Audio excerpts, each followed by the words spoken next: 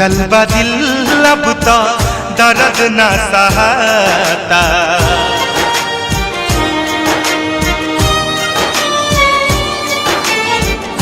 टूटल बा दिल अब तो दर्द न सहाता। कवने कलम से भाग लिखल विधाता। टूटल बा दिल अब तो दर्द न सहाता।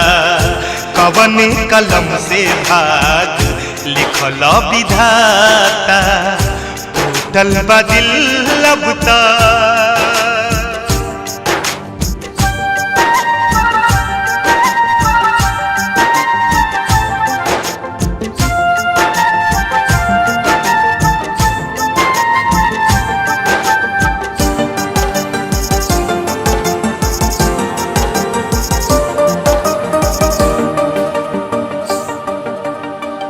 कुछ नहीं खे पाता खाता भइल बा का हमसे।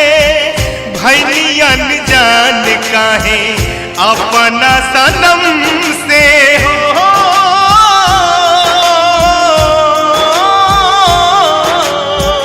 कुछ नहीं खे पाता खाता भइल बा का हमसे। भइली अनजान काहे अपना सनम से। अपना सनम से उनके बिन एको क्षण हमसे न रहता। उनके बिन एको क्षण हमसे न रहता। कवने कलम से भाग लिखल विधाता। टूटल बा दिल अब तो दर्द न सहाता। कवने कलम से भाग लिखल विधाता।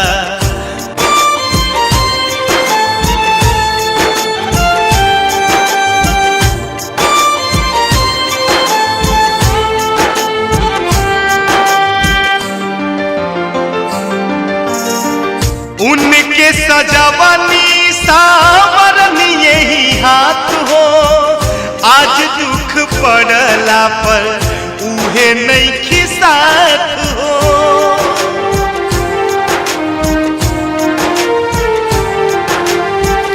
उनके सजावनी सावरनी यही हाथ हो। आज दुख पड़ला पर उहे नहीं साथ हो। उहे नहीं साथ हो। दोस्त दी के कर कुछ कहलो न जाता। दोस्त दी के कर कुछ कहलो न जाता। कवना कलम से भाग लिखल विधाता।